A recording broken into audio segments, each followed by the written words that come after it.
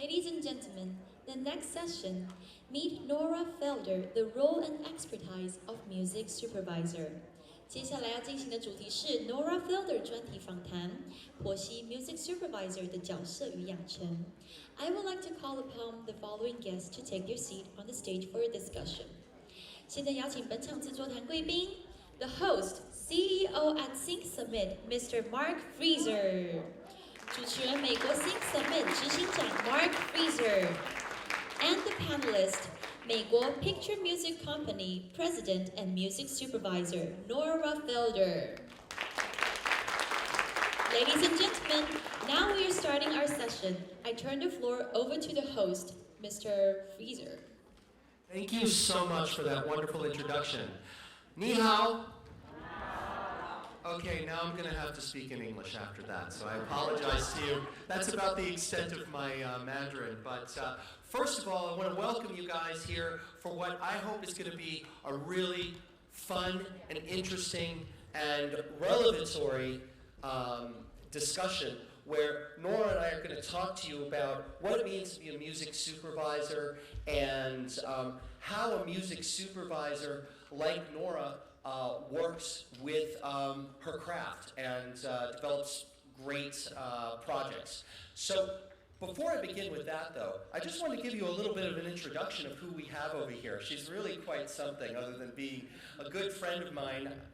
Nora has over 55 credits in TV and film. She's been nominated twice for an Emmy, once for a Grammy. And she works right now on 7 shows currently. 3 shows on Netflix, Stranger Things, The OA, and I Am Not Okay With This. On the FX network, she works on Baskets, What We Do in the Shadows, and Better Things. And on the Showtime network, she works on Ray Donovan. So that's an awful lot of really interesting work. Mark? Yes? I changed my mind now. You want to sit there? Okay. Fine. I feel it's feng shui for me to sit here.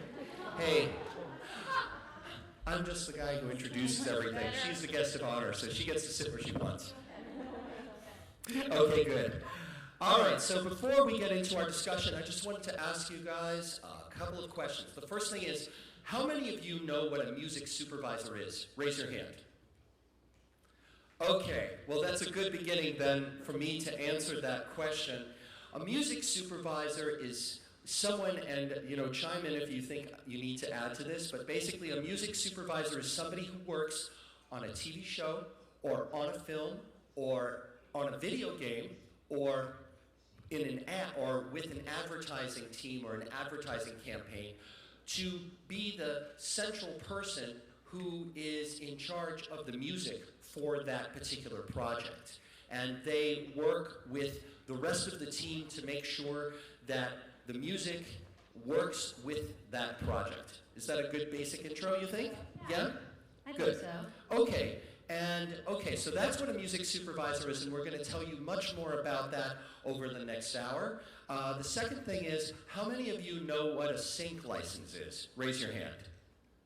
Okay, so not that many people know what a sync license is. Basically, a sync license is, when you hear music in a TV show or a film or an ad, that music is synchronized with the video you're watching. So it's synchronized, the music is synchronized with the advertisement. It's synchronized with the film. It's synchronized with the TV show. So that's what it means. And it's a specific type of license that is for the usage in a production of a TV show, a film, advertising, or interactive project. And the last thing I wanted to ask is how many people here have had their music used in TV or film or in advertising? Raise your hands. Okay, so a few people. That's really good. All right, so with that introduction, let's get into our conversation. So, yay, so Nora, thank you so much for coming all this way to be with us. So why don't we begin at the beginning? Why don't you tell us how you got into being a music supervisor in the first place? Well, it wasn't the plan. I just knew that I always wanted to be in music. I was always a music lover. I was always going to shows and listening to my boyfriend's older brother's records when I was little, and I just I just always had a love for music. My first job in music was actually when I lived in New York, and I would book bands at a Lower East Side club and book local bands or emerging artists on labels. And then I met a very well-known music producer named Phil Ramone, and he worked with various people ranging from, Billy Joel to Barbra Streisand to Malcolm McLaren to Cyndi Lauper and Les Paul. He did some stuff with Les Paul. And so my first job, I got in the production side of things, and that was a very valuable experience, actually leading into music supervision that I didn't know, because I didn't know I wanted to be a music supervisor. But it was a wonderful way to learn about the different aspects of the industry in being in the studio with the artists,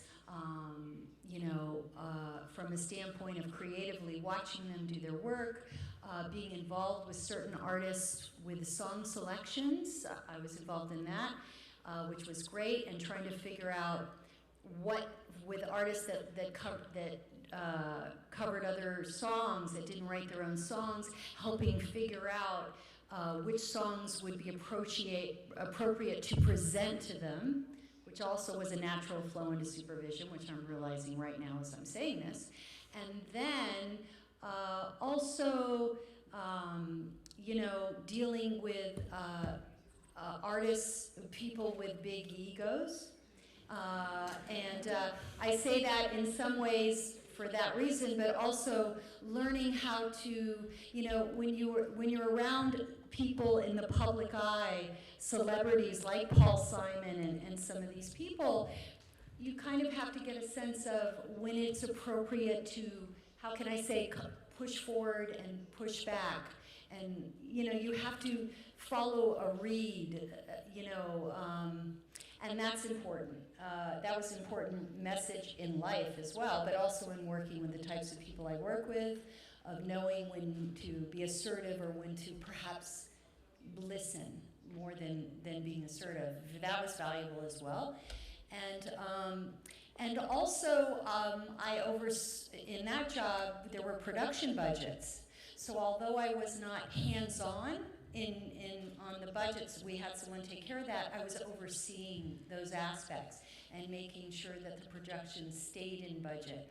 Also a very valuable experience, to stepping stone, as we say, to lead to music supervision. So fast forward, moved to Los Angeles, and decided, just kind of worked for a couple supervisors, thought it was something I wanted to try out, and then came to realize I was actually very good at it. It's a certain craft. Being able to handle all the administrative stuff, being able to oversee budgets, all that's important. But you have to be, we call it left brain, right brain, so to speak. You have to be able to handle, the budgetary aspects and that, but as well as handle the other side of it. So I learned that creatively, I was actually quite good. I don't mean to sound like I'm bragging, but I was actually quite good at taking a story and underscoring it, so to speak, with a song. For me, it was like I was making playlists for all my boyfriends, you know what I mean, when I was young, or for my friends. I used to make a playlist for everything. But the difference here is, it doesn't mean that just because I made a lot of playlists I can be a supervisor. I knew how to interpret the musicality of a song and have it enhance another story. I started realizing I was quite good at it. So, fast forward, here I am today, so. Well, it sounds like to me that a lot of that was a great prelude, as you said, to Yes. being a music supervisor, because you had to deal with, like, when you even think of the term music supervisor, it basically says that you have on one side something that's creative and something that's technical. Yes. And in order to be able to bridge that gap, you've got to have the experience of dealing with Both. intricate production and dealing with the creative sensibilities. Yeah, it's funny. I think just everyone automatically assumes music supervisors sit back, dream of songs, and put them in under production, and voila, your job is done. No, a music supervisor supervises all aspects of the music with any project. So it's not just creative. It's the administrative. It's negotiating. It's licensing. It's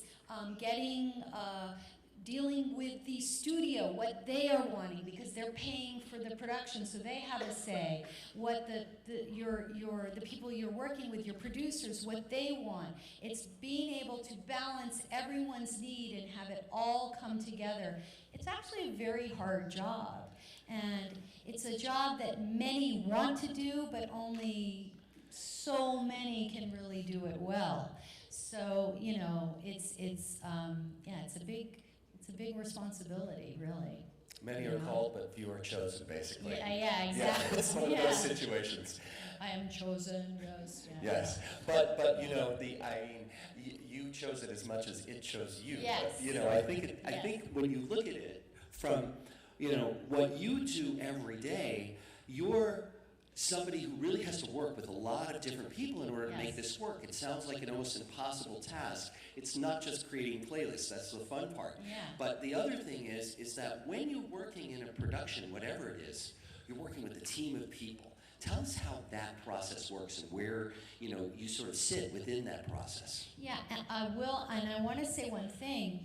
It's not just, and we'll get into it, you're dreaming up what you think is appropriate, what I think, I should say, is appropriate for any given story. It is who you're working for, the creators, the showrunners, who are many times a writer. You are trying to tap into what they feel is musically appropriate for their story. It's not your story you're enhancing, it's their story. And music is like ice cream flavors. Somebody can get excited about one flavor and another, and everyone has their opinion about what are the best flavors, and it's the same with music. Everyone's got their opinion, and they're very different. We all have reactions to certain music that one person has negative, the other person has positive. So I have to tap into what they are feeling is appropriate, not me, and try and give them a palette of ideas that will make them think this is right for my story. And I get very excited when I have my own private suggestions that I'm like, I'm rooting for this one, I want this one to make it. But usually what I try and do is give them what I think they're going to want, and then give them a few alternate, choices. But they need to come to their own decision of what it is, because it is them. They are making the final choice. Right, and a lot of that comes down to, at least initially, understanding, trying to get into their heads as showrunners or directors, right? Yes. Because that way you're able to sort of take that sort of understanding and then say, okay, this person is going in this direction creatively. Okay, now I can go to that. Trying to tap in. What is the palette that they're trying to create? And a lot of times they don't know in the beginning what palette they're creating for their project. So you're on the journey with them to figure it out together. And sometimes, I say a lot, sometimes sending ideas that are, that they say no tells me a lot. And sometimes I will purposely send ideas just to get a reaction. I call them, I float them ideas. What about this? And if they go, absolutely not, that's valuable for me. And I always tell them, I'm not going to get hurt because I didn't write them, so don't worry. I'm giving you an idea, and based on the reactions, I am starting to formulate what I think they're trying to, create, and also to help them come with, a conclusion of what this palette is that they're forming for their story. So it's really going to be pretty much from the get-go, a sort of collaborative effort, a give and take. It's a collaborative effort, and as my job is to, people know a lot about music, people don't know a lot about music. There are times during the production when they're going to be more involved in the choices. There are times in the production when they might be less involved with the choices. It's different for different projects. I have to, just like I had to read, the celebrity type artist that Phil Ramone I worked with, had the honor of working with in the studio, I have to read when to pull back and pull forward and read my creators so that I can bring about the vision that they are trying to enhance, or help them find what that vision is if at the beginning it's not so obvious, because maybe the vision of the story isn't completely obvious of how it will be painted, so to speak. Right, and how it evolves. How it evolves. So I need to be part of that evolution with, again, not being aggressive, but knowing when to pull back, when to enhance, when to come forward, but at the same time in the background balancing the budget, and presenting ideas that work within a budget, or backing into if they have an idea that's scripted that they have to have, they know in the beginning, then I need to back into, okay, they're spending this on that idea and we only have this, so the ideas I suggest have to fall within a certain price perimeter that works within the budget. So, it's a lot of juggling and, Just kind of navigating this, Well, that's something I wanted to ask you about, because you brought up a really good point on the technical side of things, and I call it the technical side. But basically, what people, again, what they think about with music supervision is the fun part, the finding the music and all that, but there's also the other part, which is you got to make sure the right's clear, you got to make sure the budgets stay in line with the budget of the overall production. Exactly. And how do you master that process? You just do. You have to. I'm hired to make the project look good, make sure all the rights are wrapped in a pretty bow, and the budget is in budget, and everything is signed off and complete at the end.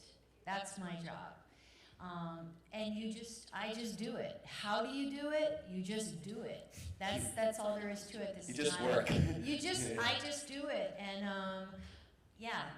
some people probably do it better than others. I'm pretty good at it, but and I have now, and it took growing, but I have great relationships with many of the labels I work with and the publishers, and most of it is based on honesty. I'm very honest with people. I will use all the budget that we have, and I try and do the best I can for everyone, and they feel that. And you just do it. The road to get there is always different ways. There's always something new. There's always going to be a wrinkle in the way that you get to the end of the finish. Yes, but you get there at the end. Well, I want to jump back for a second, go back to sort of the working relationship on the creative side, because I think one of the biggest parts of this profession is how do you master communicating musical ideas to visual people, because visual people may not always understand, the musical creative side, right? Or is it just based on whoever is working on whichever project as a director or the showrunner, which is the person in charge of a TV show? What you mean? How do you basically, a lot of the people who are directors or showrunners are people who are very visual. And some of them may not have specific ideas of what kind of music they want. They may be very general, like, I want something that's more blue, and how do you translate that? But that's true. Usually what I try and do is find out what tone they are wanting to bring about in a scene. Right. And that can be different, because sometimes sometimes a contrasting tone works very well, where you might put something, it's sad, but you might put something that's not, a song that's not obviously sad. It almost contradicts what's going on, but it actually adds to it. And I always play with different things. I just love doing that. Try it a different way to see the approach. But yes, I do try, if they get the general approach of what the creator might be trying to enhance with any particular scene, and then if they tell me, sometimes they just don't know and they just want ideas, and through the ideas, as I was saying earlier, I will paint it in different flavors. Always go back to the ice cream flavors. But I try and paint it with different flavors to get a reaction from them. Something like that. So what I'll try and do and have it laid to picture so that they can see it visually to the scene, if we have the scene, and then they can see how it works to the scene and which aspect it's bringing out in the scene that resonates from them in telling that particular feeling of the moment that they want. So that's what I usually do. You know, I just make sure that, you know, each way, it's like, okay, I don't know if this is a good analogy because I just make up the stuff on the spot, but it's like if you're getting dressed to go out and all of a sudden you try, do I want to be casual? No, I think I want to be cool. No, this time I think I want to be more dressed up. Oh no, you know what? Maybe I want to be kind of, you know, laid back a little here with a little flat. They all look good, but it's what is it you're trying to portray? At that, when you're going out, what is it you want to portray from your look? You know what I mean? None of them are wrong, but they're all different. Or if you're going on a date or something, you know, what is it you're trying to say with your clothes? Okay, that might be a horrible analogy, but that is, you know, the same with the song. I'm like, okay, let me try it where maybe it plays a little bit more on this aspect of it, or maybe it plays on the sadness of this character, or maybe it kind of plays on the little bit more of the lighter side to bring out this other character, but then doesn't touch. And then by giving them those different, letting them see the different ways that it affects the scene, because let's face it, music can affect, you know, what you play. When you're in a certain mood, you're going to put on certain things to be in a certain mood, or to motivate you, or to calm you down, or relax you. And pending what you play creates a different environment for yourself emotionally. It's the same with picture. When you put something under a picture, you know, the musicality that you can put under it can change the tone of the scene completely. Yeah. You know, it's kind of fun experimenting. We call it playing in the sandbox with music, or that's what I call it. So I provide that for them to help them come to the decision. Let the showrunner, the creator, the writer come to the decision of what they feel is important in bringing out in that scene. So basically, just to follow on this, I just want to give people a little bit of a breakdown on this. Like when you look at this, like whole process that you were talking about, it sort of begins with a reading of the script or a discussion with the showrunner or director, right? Yes. Yeah. Most of the time I'm hired right away at script stage. And yeah, the first thing I do is I read the scripts, I do breakdowns for myself of the characters, I try and kind of get a feel for them on my own, what I think, would be right for certain characters, certain moments.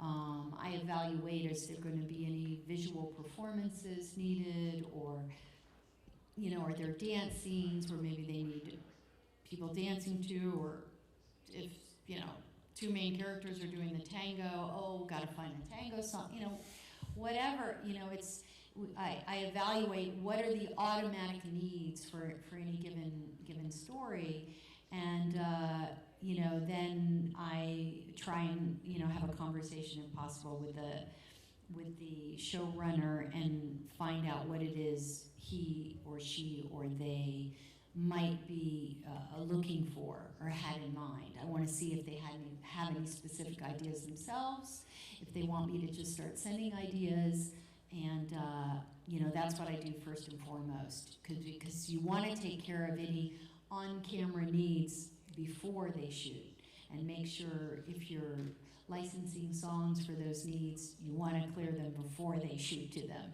Or you don't want to be in a situation where you shot to something that you didn't get the rights for, because what if it didn't clear? So you take care of those needs first and foremost.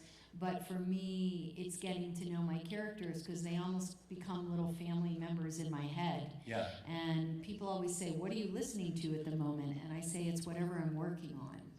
So,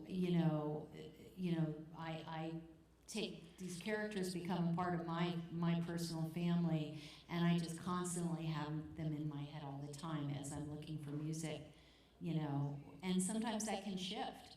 I try and have my own visceral reaction of what I think might be appropriate, and sometimes that changes after I talk to the showrunner. They might be, actually, that 21-year-old, I'm going to have them not listening to what the other 21-year-olds are listening to. I'm going to have them listening to 70s punk.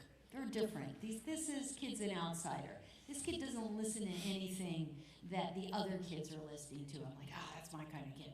But anyway, it's really, you take any information you can get to make the characters evolve. And some people you work with aren't very, they don't tell you a lot.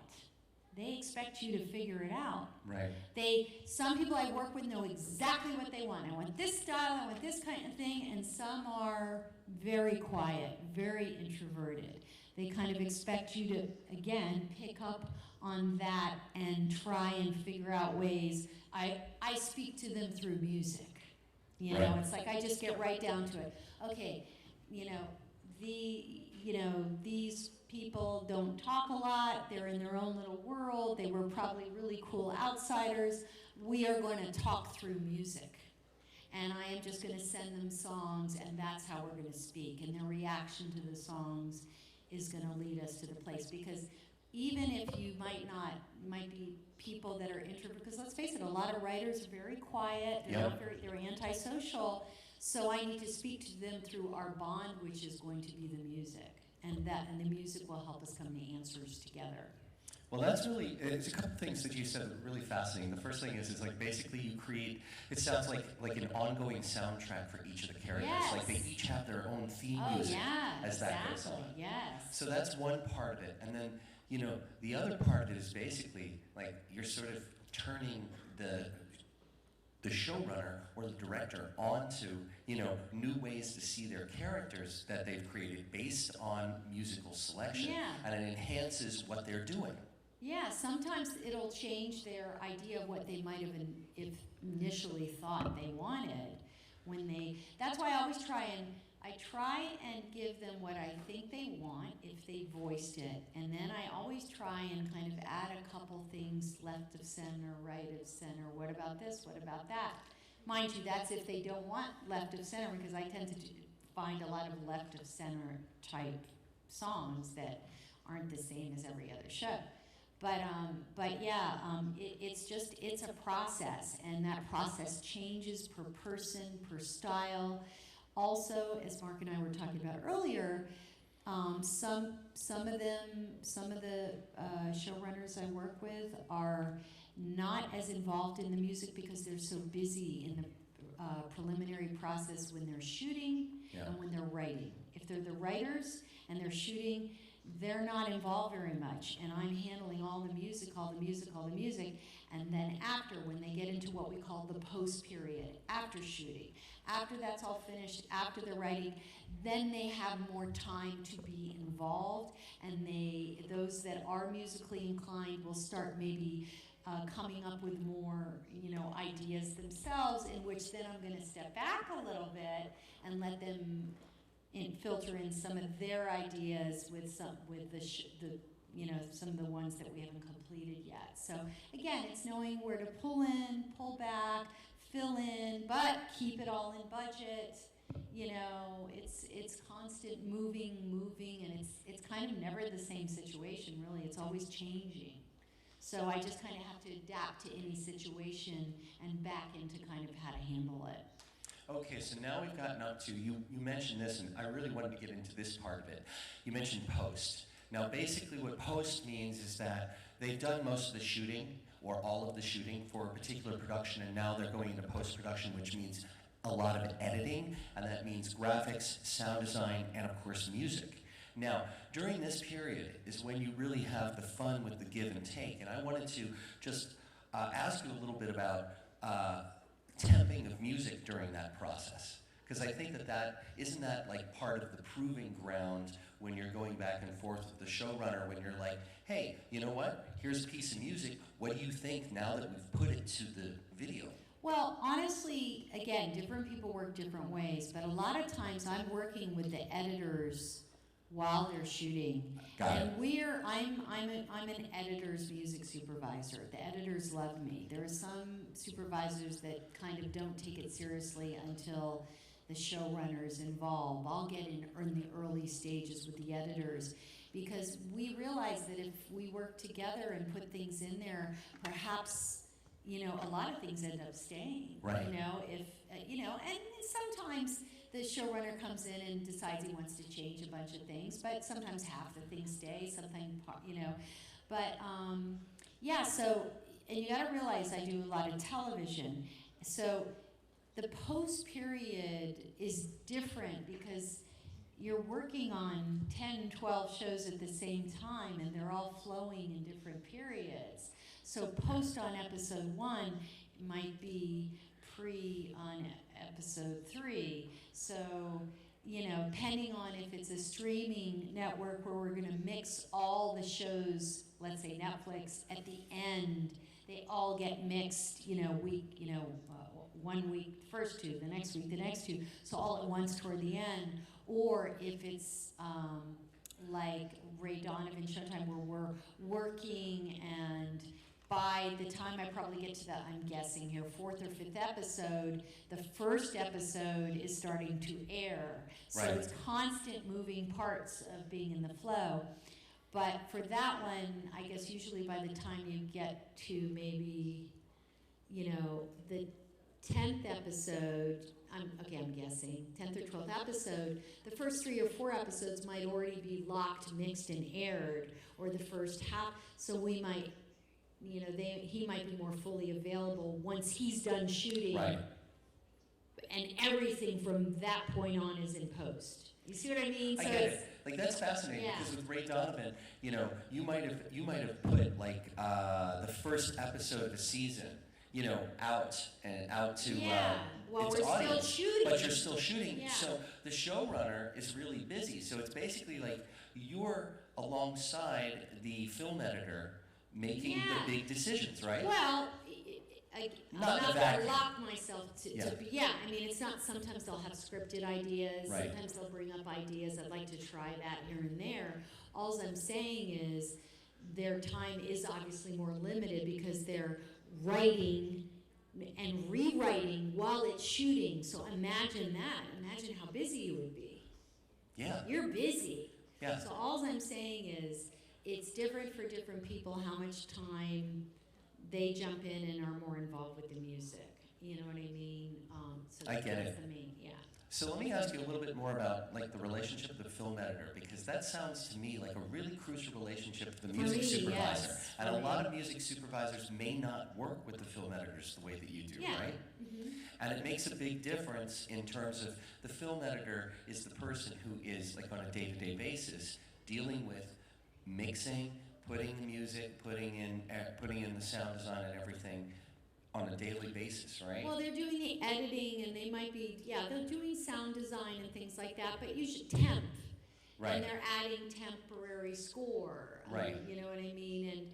But what I try and do with them, and this is my goal, let's try and put things in that can actually stay. Let's Right. not just put any songs from the universe and they're all expensive. Oh, we have to replace them later, because a lot of people get what's known as temp love. So you don't want to put an expensive song in that you could never afford, because once somebody, to me, they're listening to it, they start to relate it to that scene, and then they can't think of anything else Yeah. other than that big famous song in that scene, and then it becomes very hard to replace it with something else that's, you know, And then once you fraction do, of the you've cost. let them down in their Yeah, lives. well, yeah, right? I mean, it's hard. It makes Yeah. it harder to replace, you Yeah. know, because you gotta, if it's a well-known song, just that recognizability factor is another added element to it that you can't give with an unknown indie, you know what I'm saying, artist. You know, they can't fill that checkbox that there's some sort, or if it's a nostalgic song. And some people like things if they have a nostalgic, you know, oh, that reminds me of, you know, there's a value in using a nostalgic, a vintage song, which you will lose that check mark if you then put in something that's new. Right. So maybe having the nostalgic element of using an older song behind a mother in the kitchen is going to give it a little added value because it's something she would have played when she was young than just putting something, and that was really nostalgic that the mother might have been listening to, than putting something that sounds nostalgic because you don't have money, and it's not going to have that added value of, yes, that woman is playing something that she might have been listening to when she was younger. Yeah, I mean, you want to go, like, that's a really good point. Like, when you're looking at where the script is going or the period that it's in, you want to go for authenticity as much as the budget will permit you, right? As much as the budget will allow, yes, yes. And how do you get around if there's more sort of like willed and wallet, let's say, you know, if there's the desire to do something that sounds authentic from a period, but you know, the budget's not really there to get the authentic thankfully music. there's a lot of music out there, a lot of vintage music out there that didn't hit. That, you know, and there are people out there that I'm finding that, you know, people reach out and say, I've got this catalog out of, you know, the Midwest, and the artist, you know, is a great catalog, but they never broke, or they never, and it is authentic things. Even for Stranger Things, you know, we have a budget. Believe it or not, there is a budget. So we have a certain amount of money that we can spend for the big artists. But if you look up the music in the show, and you'll find it this season very soon on July 4th when the premiere comes out for season 3, there you will hear music by indie 80s bands that you've never heard before. A lot of those decisions are made because we don't have the budget to put big, expensive, recognizable songs behind every scene. Behind a lot of scenes, we don't. So I have to, what I call, do retroactive A&R and try and find these indie 80s artists that never hit, that, you know, had some great music that I can use for a much lower fee, and, you know, and so that I can keep the show as authentic as possible, so that we can, as you know, the filmmakers. And you know, I think it's great in the example of Stranger Things, because a lot of the fans are very, very happy with the music, and they want to look up everything that's in there. So some of these little indie guys have had a little resurgence in their careers, you know what I mean? And people reaching out, and they're having downloads, and they're like, they weren't known at all at the time, and now all of a sudden people are buying their music. So it's kind of nice, you know what I mean? It's like it's bringing attention to them. So I'm always excited to find what I call indie gems on this project. I don't know if you have it here. I don't know if you have FX Network here, or if that translates to something else. But I work on a show called What We Do in the Shadows, and it's a mockumentary about vampires. It's so funny. It's with Jermaine Clement, who's from Flight of the Conchords. I don't know if that ever came here, but they're vampires, and you know, we use a lot of indie gems in the scenes, and I'm proud I've found some really amazing stuff that just make the scene so amazing. And I love it, honestly, that we have a very limited budget for that one, and I love it that you're kind of bringing a life to these artists that put these songs out, and 5 people bought their record then, and all of a sudden they're like, what's going on? You know, people are buying our music, and you feel good, you know what I mean? It's never too late, you know? Well, that's one of the things I think that's really good about, and we'll get into some of the creative aspects of, you know, what makes a song that works for projects in a moment, but I think one of the things that's interesting just in general about getting a song licensed is that there really is a tangible benefit, because people will see the show and they'll get curious about the music. So with certain shows, with certain shows, not every show. With certain shows where music is a main character. Right. Yes.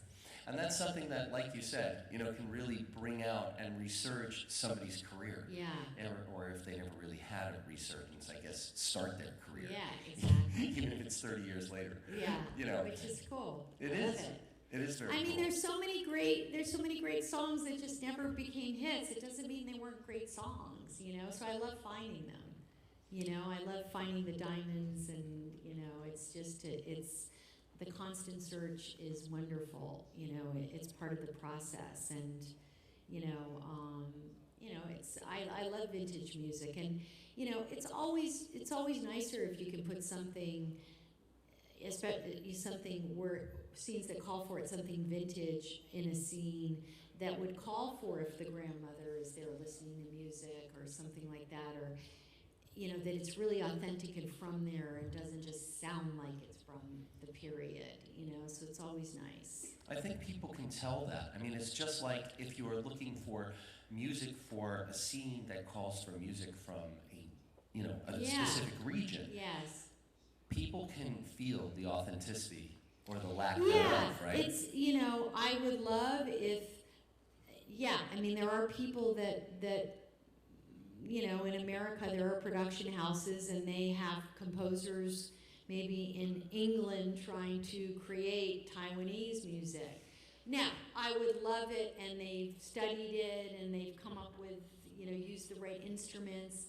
But yeah, of course, would I prefer to use original music authentically from Taiwan? Yes, of course I would. Right. You know, so if I have that opportunity, I'll do that. Or if maybe, again, maybe it's they want a vintage, something vintage. We were talking about that earlier. Yep. You know, maybe you know, it'd be great to really use something that was authentically an old folk song than to use something that sounds like it was an authentic folk song, a current production. But that's just me wanting to be authentic. I don't always have that opportunity, you know. And like as Mark was discussing earlier with Coco and the organizer, sometimes they've tried to clear authentic songs where there's one party missing, no one can find them, and then it can't be used. We move on, yeah. You know, because we have to clear all the rights. So, you know, it can be complicated, you know. But yeah, it's always great for me personally, because I can't speak on behalf of every supervisor, but for me, I love it when I can be as authentic as possible and not have to sort of fake that it came from a period it didn't come from, you know. And you know what? In a larger sort of way, authenticity outside of period of time, a period or region, or I should a say. region. Yeah, fake from I would always prefer not to fake from a period or region it didn't actually come from. That's something I would love to always, when possible, not do. But even beyond those things, authenticity of the creative work itself is it's incredibly important in terms of the usability of the song. And what I mean by that is, you know, you make a song from a place that comes from your experience, and not because I want to create a sad song that maybe somebody will sing, right? That's not what gets you the sing. It's the song's like heartfelt quality that does it, right? Yes, yeah, we were talking about that. Yeah, you know, that brings up the point that there are, there's there's great songwriters, there's great songs, there's just great songs, and then there are great songs for placements, for sync, as they call it. That's the slang word for placements. And one is not always the same as the other. Yeah. There's many great artists and songs I love, but I could never place behind a moving story. Why? The main reason, if I have to generalize, is because some songs are great to put behind another story, and some songs tell too much of their own story to put behind another story. So I think I know what you're saying. So yeah. basically, it's like Yeah. the TV show is the lead singer. the song is the chorus, if you want to break it down like that, right? I never thought of it like that, and I feel stoned right now. All right, Yeah. but you know what I mean, right? It's Yeah. like it's Well, in the background to enhance the visual, Well, not to be it's not overpowering. taking over the scene. Yes. Right, that's what I mean. It's there to bring out the scene, you know, and that's why, like, yes, sometimes we have scenes that there is quiet, and they're called montages, and they run over scenes. So maybe the vocalist is a little louder, and you've picked a song that maybe somehow lyrically or musically ties in what's happening with the stories. But you know, most of the placements are behind dialogue, and that's a very good point also. Yeah. You can't have the singer interrupting with the dialogue. So, and a lot of times that has to do with the pitch of the vocalist. As soon as a writer feels like they can't hear their dialogue, take out that song. Absolutely, yeah. You know, it's common sense. They want you to hear the story and what they're saying. You know, it's so that's important too. So sometimes, if I have to generalize, I'm not going to say all the time, but if a vocalist is too powerful and strong out there, it's probably not going to be good for sync, because it's going to just railroad all over the story, the dialogue, everything. I'm not saying there aren't situations where you might have some powerful, you know, Adele song over this scene and everything, you know, or this impactful end moment. But I'm just saying, for the most part, again, it's always go back to the song is enhancing the story. It's not you're putting the song in for the story. I've had showrunners say, I love this song, but I feel like it's taking me out of my story, because all of a sudden the focus becomes on that song, and the viewer is not thinking and feeling the story, so take that out. That's very important. And that also goes for writing, for songwriters. You know, some songwriters are really great at writing from their core basic emotion of something that is going on with them personally. They've just experienced a loss of a friend. They've experienced a breakup of a relationship. They've experienced a death. And when they have those feelings, sometimes they are just amazing at translating that into music and into words, because it is an experience that's happening here inside of them. And what they've created is wonderful. However, some songwriters, if somebody says, write about a death, because it's not their own personal experience that they have reinterpreted through their own body, they can't write the same type of song because they're not experiencing it themselves. It's just the way it is, you know? And there are some songwriters that are good at that. If somebody says, I need you to write a song, you know, you've just lost your mother and I want you to climb into yourself. It's like being what we call in America a character actor. Yeah. They're able to climb into how someone could feel and figure out a way to reinterpret that. Some can do it, some can't. So, you know, that's also a good point too. You know, and some people are just better. Some people can do the latter and not the former, meaning Right. they can express a feeling if it's somebody else's feeling they're imagining, but if it was their own feeling, they can't write about it. You know what I mean? So it depends on the particular creative process of the certain writer, you know, and some people are just amazing at writing for, we're going to call them placements, for other moving stories. You know, they might see a scene or they might hear what you're looking for and their just mind explodes with ideas of, or they'll hear a little bit about the characters and they know how to write for that. So that's why composers are great. The greatest composers are able to do that. And then a songwriter who has to actually interpret it with words, which I would imagine is real harder. knows what to say that is not too much but not too little, but again, enhances another story of what another character is going through. See, that's one last point I wanted to get on this creative side of what we've been speaking about, is lyrics. Now, that's one of the things that when somebody is, a lot of the time you'll hear people say, depending on what media, I just want an instrumental because I don't want to overpower the scene.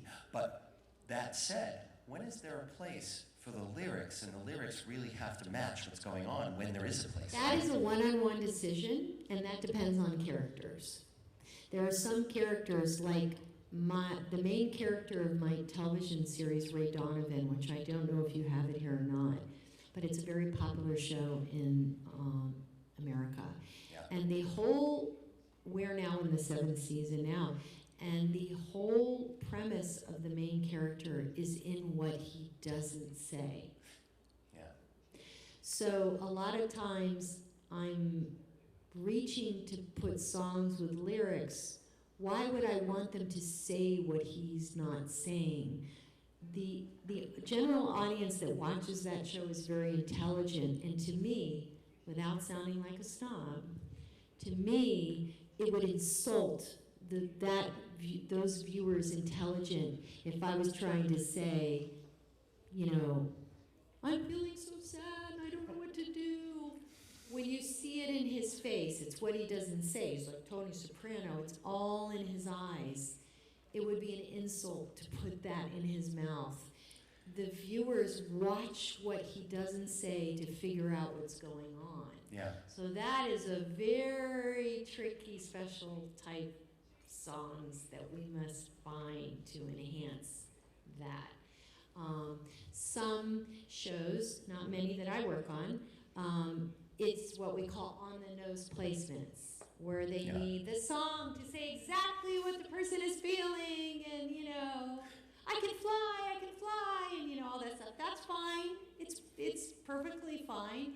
And there are shows like that with the on the nose, and they want the words to say exactly what's going on, and there's lots of children's shows that do that. I was going to say, it's a cartoon sort of thing. Or it's like lots of shows on major networks, and they want the song to just say exactly what's going on. There's those type of placements.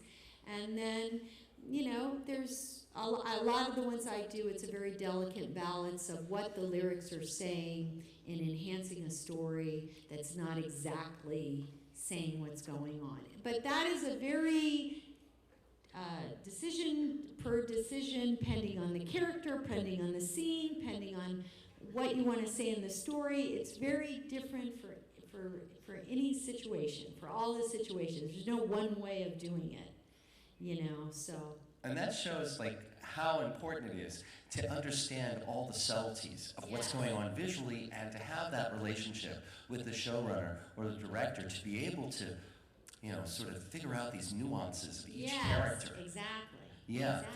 So, with all of that said, now let's get down to sort of what I call a practical issue. Now, a lot of people here are publishers, songwriters, labels, managers, and for the ones that haven't had their music licensed or had a composition for an ad or TV or film, the question I'm sure that's on their minds is this all sounded really fascinating, but how do we connect our music? How do we connect the dots between what we do and what you're talking about? I want to say one more thing, because I'm not sure if we're going to cover it. Okay. I think a good idea first, which leads into that. Yeah. Okay. A good idea, I always tell everyone that they should study. If they really want to get into if you're a label or a publisher, having your artists or songwriters' songs placed with moving pictures, whether that be television or film or, ads, study.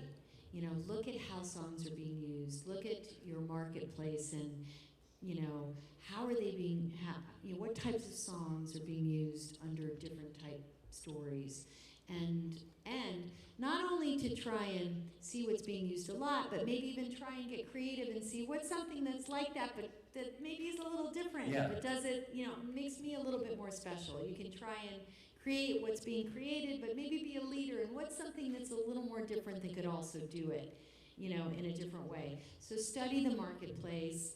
If you're trying to reach out to, like I notice, even like when I'm in London or Paris, or I'll watch the commercials on TV, I study, I'll be like, oh, they use that, oh, they use these styles and those styles, and I'll listen to them, you know, quickly turn on the TV or watch a movie in France and listen to the styles they use. I'm always studying. But study the different marketplaces. Study what type of songs they use. If there's certain shows you're watching that you want to try and pitch your music for, think you might have a certain songwriter that's right, or if you're a songwriter you think you might have a song, study, like all these things that I'm telling you now, study the shows or study the project and what style is it they generally use, and you know, analyze it like from the basis of all the things that I've told you now. It's going to be different for different networks, different markets, different series, different, you know, maybe there are shows here, and really it's only because I don't know, where it is they want the soaring pop vocals, and then it's perfect for this artist that you have, or this type of songs that you write. So study your marketplaces and see what styles are being used. You know, that's the most important thing. And figure out, is this something I can do, or do I have something like this, or is this a style that suits my style? Yeah. So that's the most important thing. Then as far as getting your music placed, you know, I don't know what the process is here. Do you know it all? I don't know what the process is. Well, it's pretty much from what I understand, like it is in a lot of countries, there aren't music supervisors per se. Yeah. So it's a direct process between the director or the showrunner or the network and the rights holder. So the publisher, the songwriter, or the label. So basically, the director will go directly or through a Is that right? Is that how it usually works here? I don't know if there are any label or any somebody can tell us. People are telling us. Yeah, that's how it works. So they will reach out to the labels themselves directly and then collect what it is they need. I see. Yeah. Yeah. Well, it's a little different when we deal with it. Yeah, it's different. Very different. Well, so that's the way it's done here. To reach out on a global, you know, like I know, like even in Paris and in London and in America, we have supervisors like myself that work on the different projects. But I always tell people I think the best way is to get a representative for placements. They call it a sync agent, in which they don't own your recording rights. They don't own your publishing rights. But their sole purpose is to pitch your music. You know, if they're a good agency, they get a lot of briefs from supervisors telling them the styles of shows we're working on, the types of, or the styles of projects, or the commercial, or the ad, or whatever, or the trailer, and this is what we're looking for. If you have anything that you fit meets these directives, send it to us. So then the placement sync rep will go and see what he or she or they have in that area, and they send us ideas. Why do we like going through the sync agents?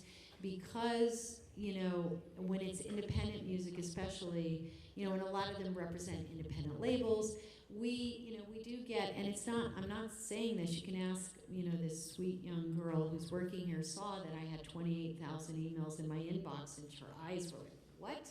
We do get 1,000 emails a day, and it's very, I'm just saying, it's very hard. It's not never say never, but trying to reach out to supervisors individually is like playing the lottery.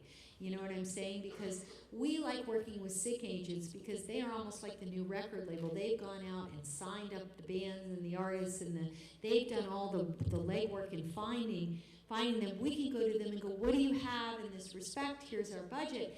And then they can talk to the songwriters or the record labels and explain to them the process, the contracts, what's going on. If I'm dealing directly with an indie songwriter, even in America, they don't know what's this contract and what does it mean, and is this what is it with the fee, and when does this happen, and I don't have time. You know what I'm saying? So a lot of times I'll suggest to them, you know, you might want to get a sync representative, because then they can explain all that to you.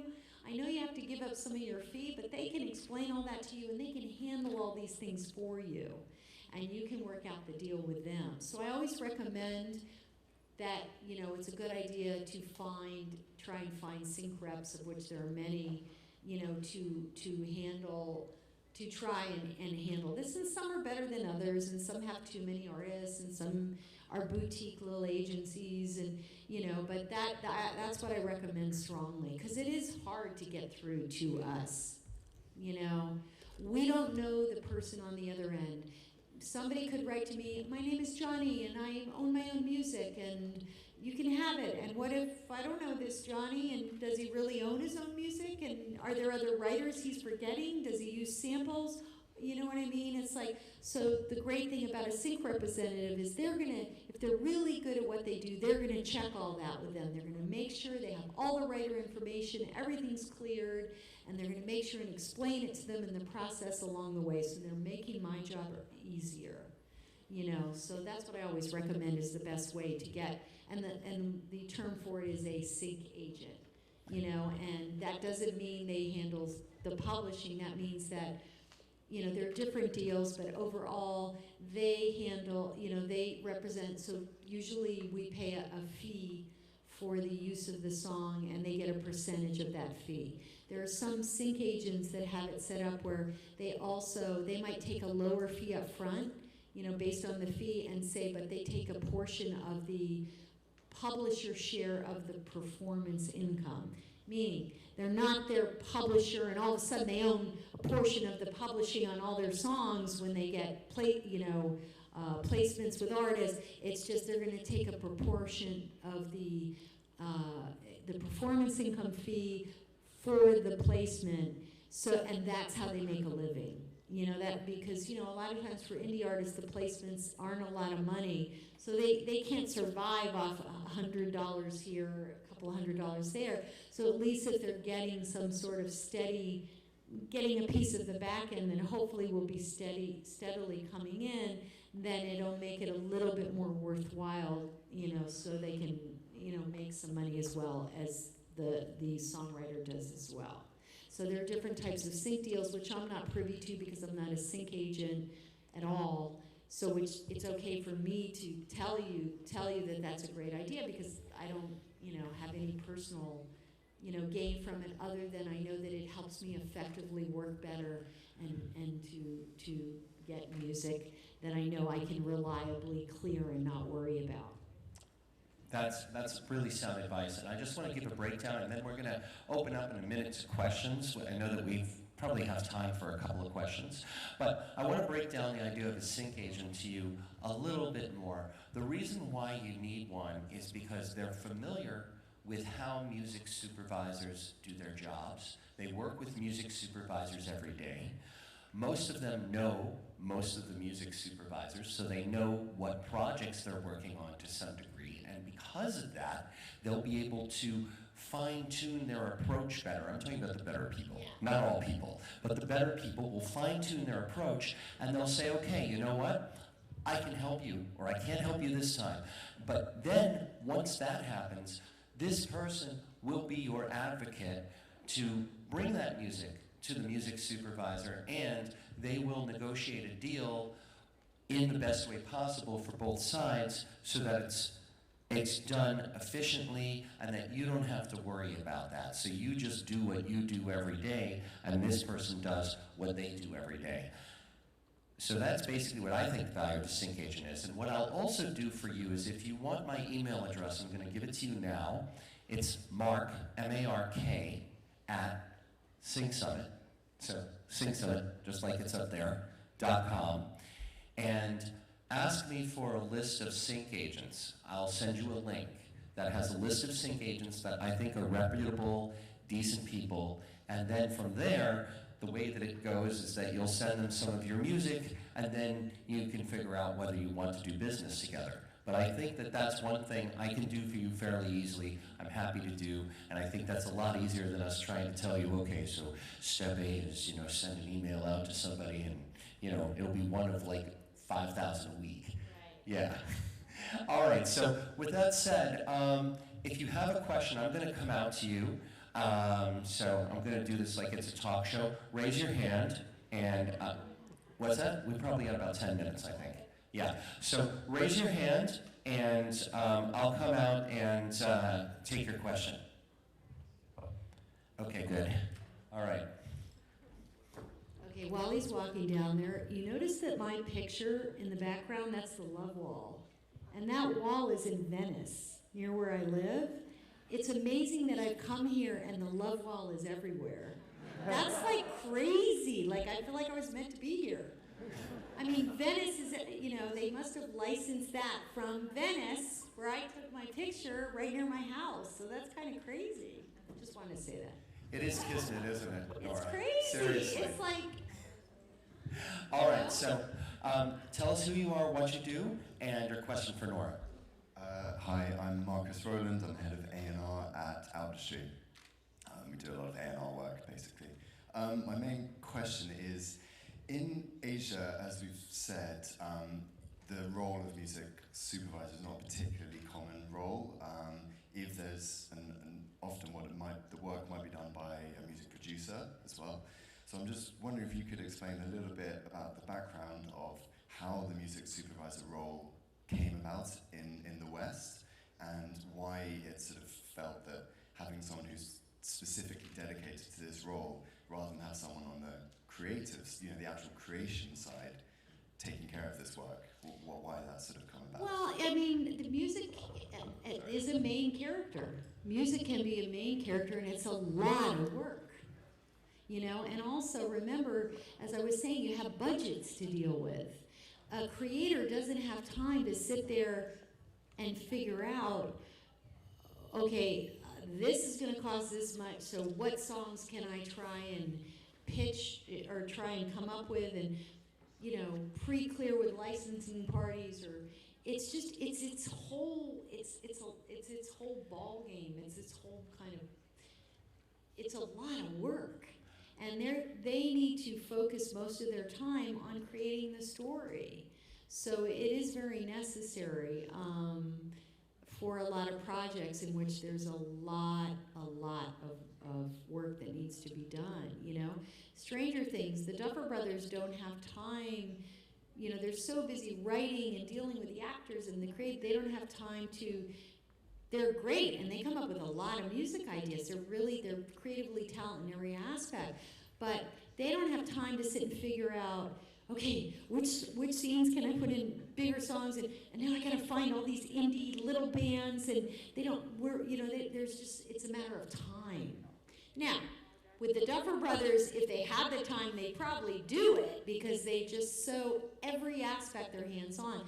But it's just, Stranger Things music is a main character and needs a lot of attention, as all the things I've discussed that a music supervisor does, and there's no way a creator would even have the time to do that, no matter how much of a music lover you are.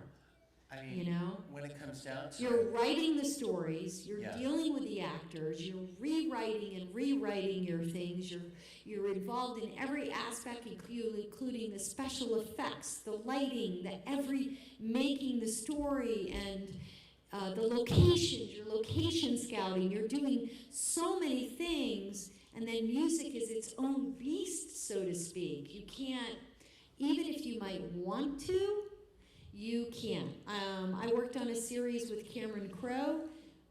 He's a famous movie producer. You might have heard of him here. And very famous and very known for his music and his movies. I worked with him on there was one season of a series called Roadies. And, you know, honestly, and I think he wouldn't mind me saying this, he was happy that I was there to help him, but he was frustrated because music is his favorite part, but he didn't have time to do it. So, you know, he just didn't have time.